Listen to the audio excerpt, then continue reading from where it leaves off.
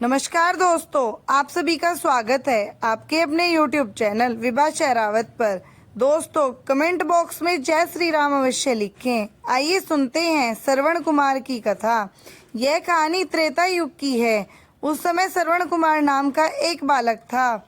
उसके माता पिता अंधे थे और उन्होंने श्रवण को कई मुसीबतों का सामना करते हुए पाला था। श्रवण कुमार बचपन से ही अपने माता पिता का बहुत आदर करता था। जैसे जैसे श्रवण बड़ा होता गया, उसने घर की जिम्मेदारी अपने कंधों पर ले ली। वह रोजाना सुबह उठकर सबसे पहले अपने माता पिता को स्नान कराने के लिए तालाब से पानी भरकर लाता था। इसके बाद वह तुरंत जंगल की ओर लकड़ियां बीनने जाता। फिर लकड़ियां लाने के बाद श्रवण चूल्हा जलाकर माता पिता के लिए खाना बनाता था। श्रवण को इतनी मेहनत करते देख उसकी माँ हमेशा उसे टोकती थी। वह कहती थी, श्रवण बेटा, तुम इतना सारा काम अकेले क्यों करते हो? खाना तुम मुझे बनाने दिया करो, मैं आसानी से बना लूंगी। इसके बदले तुम थोड़ा आराम कर लिया करो। माँ की इन बातों को सुनकर श्रवण कुमार कहता, नहीं माँ, मैं ये सारा काम आप लोगों के लिए ही करता हूँ। भला अपने माँ बाप के लिए किए गए कामों में कैसी थकान, उल्टा मुझे तो खुशी मिलती है। श्रवण कुमार की इन बातों को सुनकर उसकी माँ भावुक हो गई। वो रोज भगवान से प्रार्थना करती, हे प्रभु, इतना ध्यान रखने वाला श्रवण जैसा बेटा हर माता पिता के घर पैदा हो। श्रवण के माँ बाप नियमित रूप से भगवान की आराधना करते थे। वह उनके लिए फूल और पूजा की अन्य सामग्री लाता, फिर खुद भी बिना देर किए माता पिता के साथ पूजा में शामिल हो जाता था। श्रवण कुमार धीरे धीरे बड़ा हुआ और जल्दी से घर के कार्यों को खत्म करके बाहर काम पर निकल जाता था। एक दिन श्रवण अपने माता पिता के साथ बैठा था। तभी उन्होंने श्रवण से कहा, बेटा, तुमने हमारी हर ख्वाहिश पूरी की है। अब हमारी केवल एक ही इच्छा है जिसे हम पूरी करना चाहते हैं।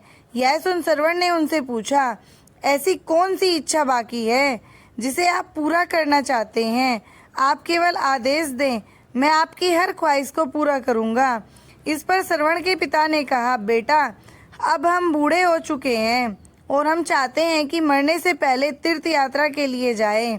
भगवान के शरण में जाकर हमें सुकून की प्राप्ति होगी। अपने माँ बाप की बात सुनकर श्रवण कुमार सोचने लग गया कि वह उनकी इस इच्छा को कैसे पूरा करेगा। उस समय बस और ट्रेन की सुविधा नहीं थी, साथ ही उसके साथ माता पिता देख भी नहीं सकते थे। ऐसे में उन्हें तीर्थ यात्रा कराना भला कैसे संभव हो पाता। तभी श्रवण कुमार को एक तरकीब सूझी। वह तुरंत बाहर गया और वहां से 2 बड़ी टोकरी लेकर आया। उसने उन दोनों टोकरियों को एक मजबूत डंडे में मोटी रस्सी के सहारे लटकाकर एक बड़ा सा तराजू बना लिया। फिर श्रवण कुमार ने उस तराजू में अपने माँ बाप को बारी बारी से गोद में उठाकर बैठा दिया। उसके बाद तराजू को अपने कंधों पर लेकर उन्हें तीर्थ यात्रा पर लेकर निकल पड़ा। वह लगातार कुछ दिनों तक अपने माता पिता को एक के बाद एक सभी पवित्र स्थलों पर घुमाने लगा। इस दौरान श्रवण कुमार ने अपने माता पिता को प्रयाग से लेकर काशी तक के दर्शन कराए।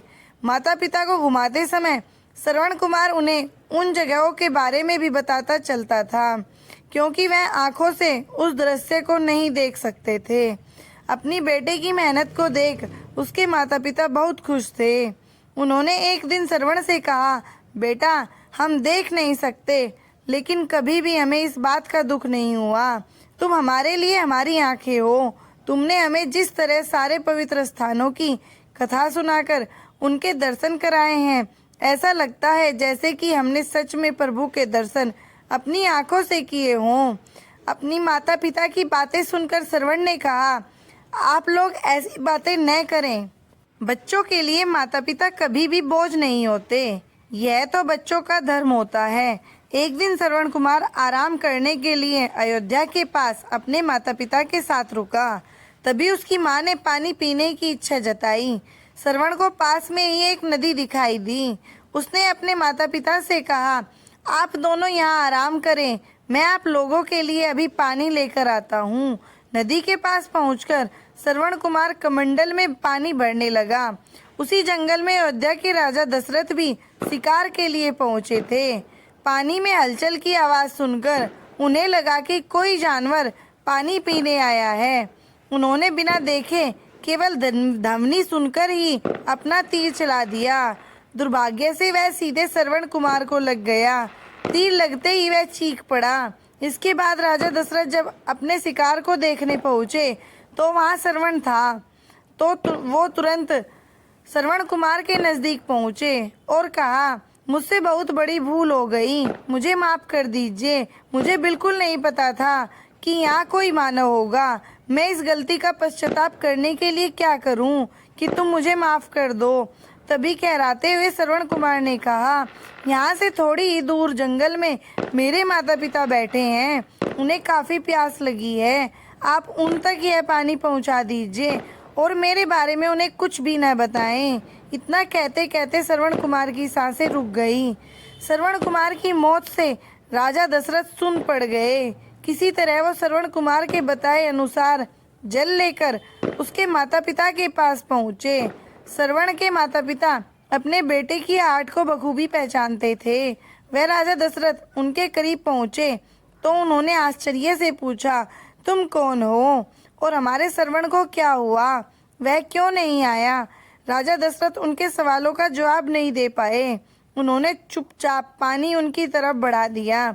तभी श्रवण की माँ ने चिंतित स्वर में जोर से कहा, तुम कौन हो और मेरा बेटा कहाँ है, ये बताते क्यों नहीं हो? श्रवण की माँ की चिंता देखकर राजा दशरथ ने कहा, माँ मुझे माफ कर दीजिए। शिकार करने के लिए मैंने जो तीर चलाया था वो सीधे आपके बेटे श्रवण को जा लगा।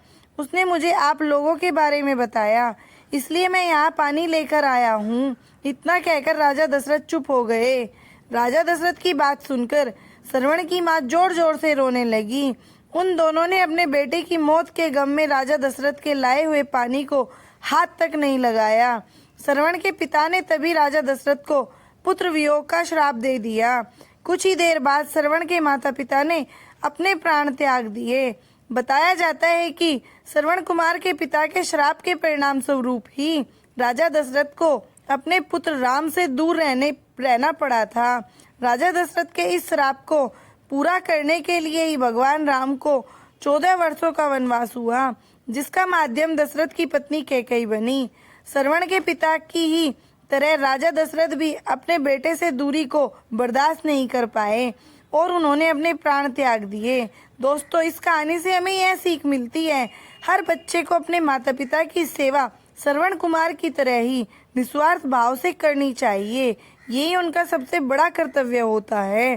धन्यवाद दोस्तों। अगर आपको मेरी ये कहानी अच्छी लगी हो तो प्लीज़ मेरे चैनल को लाइक करें, सब्सक्राइब करें, शेयर करें, कमेंट करें। धन्यवाद दोस्तों।